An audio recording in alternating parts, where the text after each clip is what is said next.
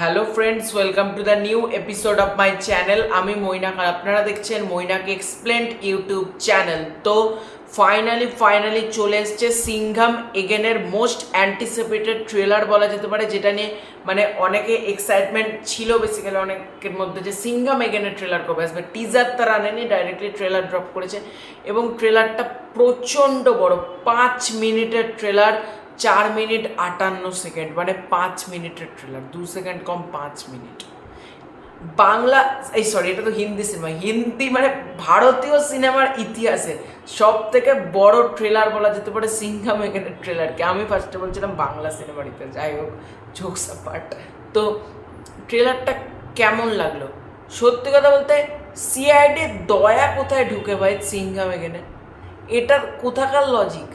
এই লজিকটা কিন্তু আমি বুঝতে পারিনি, সিআইডির দয়া কোথা থেকে ঢুকলো। আর ট্রেলারটাকে মেকারসে দেখো, পজিটিভ পয়েন্ট আছে। পজিটিভ পয়েন্ট হলো অ্যাকশান। ট্রেলারের মধ্যে অ্যাকশান দারুণ রয়েছে, অ্যাকশান দেখার জন্য লোকে হলে যাবে। কিন্তু Ajay Devgn as Ram, Kareena Kapoor as Sita, Ranbir Singh as Hanuman, তারপর টাইগার শ্রফ অ্যাজ লক্ষ্মণ, এই লজিকটা মেকার্সরা কোথা থেকে দেখাচ্ছে? আর বলছে তেরে লঙ্কা কা আসলি রাবণ ম্যাহু দে, অর্জুন কাপুরের যে যে মুখে চাকু বাকু নিয়ে ওই রকম এন্ট্রি ভাই ব্যাকডেটেড হয়ে গেছে এখন। মানে আমি আবারও বলছি, অ্যাকশন সিনস নিয়ে কোনো কথা হবে না, দারুণ হয়েছে। এবং কালারের কাজ রেড চিলিজ করেছে, তাদেরকে আমি ওখানে করবো না, কিন্তু একটা তো সামঞ্জস্য থাকবে, সেই সামঞ্জস্যটা তো নাই। আর অক্ষয় কুমার যখন এন্ট্রিটা নিল ওই প্লেনের ওপর থেকে, এটা উপর দিয়ে একটা গাড়ি, সম্ভবত টাইগার শ্রফের গাড়ি মনে হয়, এরকম করে চলে গেল। ওই গাড়িটা ভাই অত উঁচুতে যায় কি করে? কিছু তো ভাই লজিক থাকে। এগুলো তো লজিকলেস ইউনিভার্স হয়ে যাচ্ছে না আমার মধ্যে। মানে কালকে অনেকের ভিডিও দেখলাম, এটার সাথে নাকি আবার দাবাংয়ের ক্রস ওভার হচ্ছে, মানে চুলবুল পান্ডেকে আমরা এটাতে দেখতে পারবো। কিন্তু এক একটা ক্যারেক্টার এক একটা নাম, কোথাও সিংঘাম এখানে সেই ক্যারেক্টার মরে গেছে, দাবাগাম বেঁচে আছে, কোথাও দাবাং বেঁচে আছে, কোথাও মরে গেছে। ভাই এই লজিক দিয়ে তো কখনো ইউনিভার্স ক্রিয়েট হতে পারে না। আর আমার মনে হয় মেকার্সরা স্ক্রিপ্টের প্রতি দম নেই, মানে তার জন্য প্রচুর ক্যামিও ফ্যামিও ঢুকিয়ে, মানে সে একটা কথা আছে না, অধিক সন্ন্যাসীতে গাজন নষ্ট, ঠিক আমার মনে হচ্ছে এটাই হতে পারে, অধিক সন্ন্যাসীতে গাজন নষ্ট। এই সিনেমাটা ভালো হয়ে গেলে তো আরও ভালো ব্যাপার, মানে আমি চাই সিনেমাটা ভালো হোক, কিন্তু যেসব কাজকর্ম মেকার্সের এখানে করছেন সেটা বড়ই হাস্যকর। কারণ একটা সিনেমার মধ্যে, সিংঘামের মধ্যে কোথায় দাবাংয়ের চুলবুল পান্ডে কী করে ক্রস ওভার হতে পারে? আমি তো সেটাই বুঝতে পারছি না। এটা ক্রস ওভার হওয়া পসিবল? যেখানে সোনু সুদের ক্যারেক্টার বলে আবার আর একটা ক্যারেক্টার এখানে বেঁচে আছে, ওখানে মরে গেছে, এখানে ক্যারেক্টারের নামে, এই মুহূর্তে আমার মনে পড়ছে না ঠিক, এখানে ক্যারেক্টারের নামে এক, ওখানে ক্যারেক্টারের নামে এক, ম্যাচটা হয় কি করে?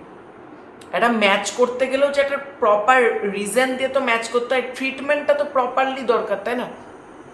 তো আমি বুঝতে পারছি না এটা কীভাবে, কি ইউনিভার্স বানাচ্ছে না মাল্টিভার্স তৈরি করছে, আমি নিজেই কনফিউজ আছি। কারণ এই সিনেমাটাকে নিয়ে মানে যতটা এক্সাইটমেন্ট ছিল, ট্রেলারটা দেখার পর এক্সাইটমেন্ট অনেকটাই কমেছে, বিশ্বাস করো। আমার ট্রেলারটা সেই পরিমাণ ভালো লাগতো, মানে এটা যে হাইপ তুলবে না, ট্রেলারটা দারুণ হয়েছে, ছিটকে গেছি, পাগলে গেছি, উড়ে গেছি, এই কথাগুলো আমাদের রিভিউয়ারদের মধ্যে তোমরা শুনতে পাও না, এই কথাটাই আমি বলবো। মানে ভেবেছিলাম যে ট্রেলারটা নিশ্চয়ই এত সুন্দর হবে যে আমি বলবো ছিটকে গেছি, পাগলে গেছি, উড়ে গেছি, মরে গেছি, অনেক কথা আছে, কিন্তু এইটার সাথে যাচ্ছে না, বিশ্বাস করো। আর লাস্টে একটা কমেডি ছিল, আজ এই রণবীর সিংয়ের, এত স্টার কাস্ট আছে না, নামই ভুলে যাচ্ছি।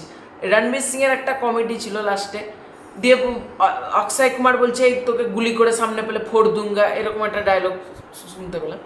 ওই কমেডিটায় হাসি পাচ্ছে না, ওই কি টিকিট কেটে নামতে হয় না, এই করতে হয় না, কি একটা কমেডিটা ছিল, মানে হিন্দিতে বলছে, এই ধরনের কমেডিতে হাসি পায় না। আর সিম্বার এন্ট্রি, করে চিৎকার, আর হনুমানের ক্যারেক্টার, আমি ঠিক বুঝতে পারছি আদতেই হনুমান মনে হয়, কারণ করে চিৎকার করছে।